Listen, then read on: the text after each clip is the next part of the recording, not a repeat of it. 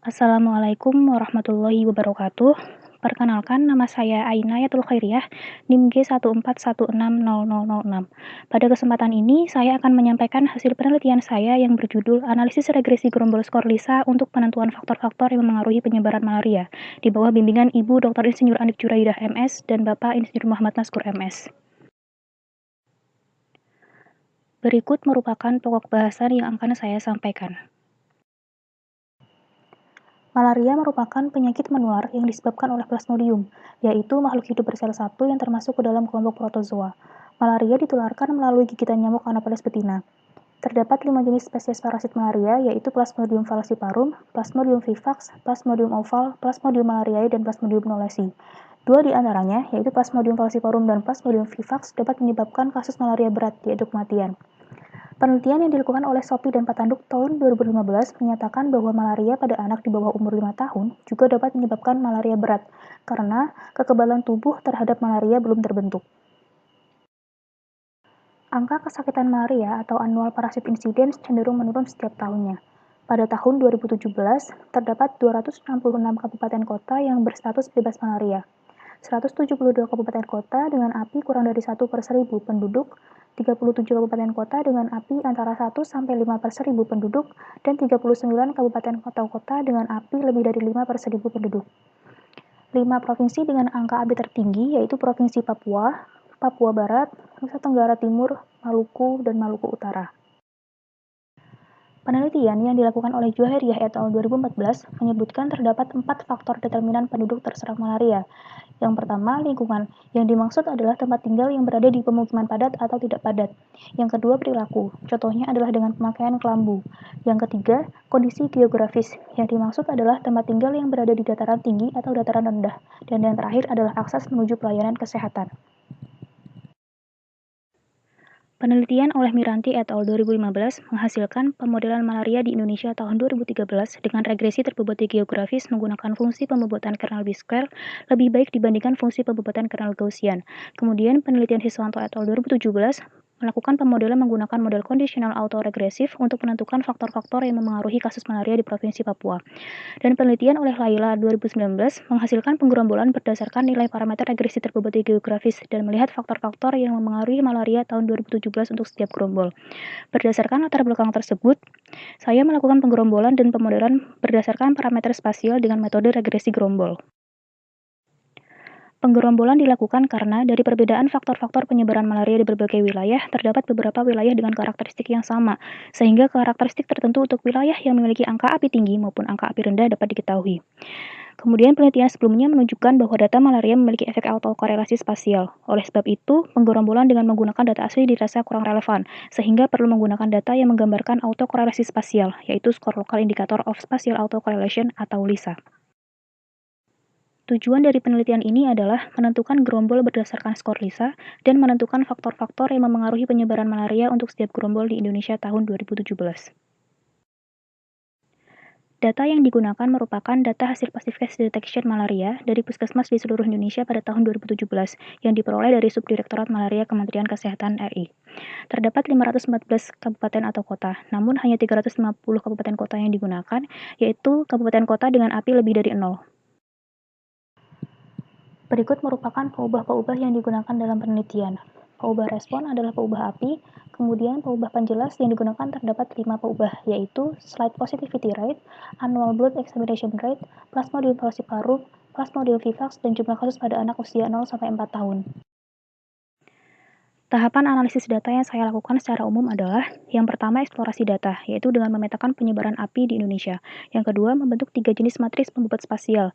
Matris pembobot spasial yang digunakan adalah inverse distance, exponential distance, dan distance band. Yang ketiga, melakukan uji indeks Moran pada peubah respon. Kemudian yang keempat, menghitung skor LISA untuk setiap peubah, baik peubah respon maupun peubah penjelas. Yang kelima, melakukan analisis regresi gerombol sekaligus mengevaluasi hasil analisis regresi gerombol dengan nilai AIC. Dan yang keenam, memilih matris pembobot spasial terbaik. Dan yang terakhir adalah menentukan faktor-faktor yang memengaruhi API untuk setiap gerombol. Status endemisitas malaria dibedakan menjadi 6 kategori. Berikut merupakan peta endemisitas malaria di Indonesia pada tahun 2017. Berdasarkan peta, dapat diketahui bahwa adanya kecenderungan angka API di wilayah timur Indonesia yang lebih tinggi dibandingkan dengan wilayah barat Indonesia. Mayoritas kabupaten atau kota di Provinsi Maluku, Nusa Tenggara Timur, Papua Barat, dan Papua memiliki status endemis tinggi. Kabupaten atau kota di Pulau Jawa dan Pulau Sulawesi memiliki status endemis rendah dan eliminasi. Mayoritas kabupaten atau kota di Pulau Sumatera juga memiliki status endemisnya rendah dan beberapa di antaranya berstatus eliminasi. Kemudian, mayoritas kabupaten atau kota di Pulau Kalimantan memiliki status endemis rendah dan beberapa di antaranya eliminasi dan endemis sedang. Pembuatan model spasial diawali dengan menguji ada atau tidaknya efek autokorelasi spasial pada peubah respon dengan uji indeks murah global. Hipotesis yang digunakan yaitu H0 tidak ada autokorelasi antar lokasi dan H1 ada autokorelasi antar lokasi. Alfa yang digunakan adalah 5%.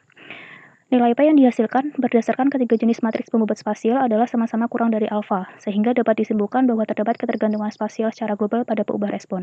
Kemudian, nilai indeks Moran ketiganya sama-sama lebih dari 0.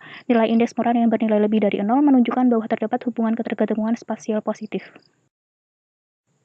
Ketergantungan atau autokorelasi spasial positif mengindikasikan adanya pola yang menggerombol dan amatan-amatan yang berdekatan memiliki karakteristik yang sama. Skor Lisa untuk peubah respon dan peubah penjelas dihitung berdasarkan ketiga jenis matriks pembobot spasial. Untuk matriks pembobot spasial distance band ditentukan berdasarkan jarak optimal. Penentuan jarak optimal berdasarkan pada nilai bagus skor Moran global untuk setiap peubah pada rentang jarak minimal dan maksimal yang sudah ditetapkan. Jarak optimal ditunjukkan oleh garis putus-putus tegak. Hanya ada 4 garis tegak karena terdapat peubah dengan jarak optimal yang sama. Sedangkan garis putus-putus mendatar menunjukkan nilai ambang batas yaitu 2 dan minus 2. Jarak optimal yang diperoleh yaitu untuk peubah Y 13 km, X1 8 km, X2 11,5 km, X3 12,5 km, X4 13 km, dan X5 12,5 km. Berikut merupakan tabel rentang skor Lisa. Skor Lisa positif menunjukkan adanya kemiripan data dengan tetangganya dan terdapat penggerombolan lokal, sedangkan skor Lisa negatif menunjukkan adanya ketidakmiripan data dengan tetangganya. Berikut merupakan pemetaan 350 skor Lisa peubah API untuk masing-masing matriks pembobot spasial. Berdasarkan pemetaan, dapat diketahui bahwa pemetaan skor Lisa didominasi oleh kabupaten kota dengan skor Lisa berkisar 0. Beberapa kabupaten kota yang memiliki skor Lisa negatif pada matriks pembobot spasial inverse distance justru memiliki skor Lisa positif pada matriks pembobot spasial exponential distance dan distance band. Begitu juga sebaliknya. Akan tetapi, secara keseluruhan, skor Lisa yang tinggi pada matriks pembobot spasial inverse distance akan memiliki skor Lisa yang tinggi juga pada matriks pembobot spasial exponential distance dan distance band. Hal ini juga berlaku pada hasil skor Lisa untuk semua peubah penjelas. Berdasarkan analisis regresi gerombol, banyak gerombol optimal yang terbentuk untuk setiap matriks pembobot spasial adalah 2. Hasil analisis regresi gerombol dievaluasi dengan menggunakan nilai AIC. Model regresi gerombol terbaik adalah model dengan nilai AIC terkecil. Berdasarkan hasil evaluasi, dapat disimpulkan bahwa model regresi gerombol yang dipilih adalah penggerombolan nilai Lisa dengan menggunakan matriks pembobot spasial inverse distance. Dan berikut merupakan dugaan koefisien parameter tiap gerombol. Pada gerombol pertama, dapat diketahui bahwa semua peubah penjelas berpengaruh terhadap peubah respon, dengan nilai R² sebesar 45,28%. Sedangkan pada gerombol 2, peubah penjelas yang berpengaruh terhadap peubah respon adalah peubah X1, X2, dan X4, dengan nilai R² sebesar 64,67%. Berikut merupakan pemetaan hasil penggerombolan matriks pembobot spasial inverse distance. Berdasarkan penggerombolan, diperoleh 2 gerombol yang terdiri dari 301 kabupaten kota untuk gerombol 1 dan 49 kabupaten kota untuk gerombol 2. Anggota yang tergabung dalam gerombol 2, sebagian besar merupakan kabupaten kota yang terdapat pada Indonesia bagian timur. Kabupaten kota pada gerombol 2 memiliki nilai API yang tinggi. Hal ini sejalan dengan tingginya nilai kasus yang disebabkan oleh parasit Plasmodium vivax. Sedangkan gerombol 1 didominasi oleh kabupaten kota dengan angka API rendah. Hal ini juga sejalan dengan rendahnya angka Aber pada gerombol 1, sehingga dapat disimpulkan bahwa gerombol 1 merupakan gerombol API rendah dan gerombol 2 merupakan gerombol API tinggi. Kesimpulan yang diperoleh yaitu gerombol yang terbentuk berdasarkan skor Lisa dengan menggunakan matriks pembobot spasial inverse distance.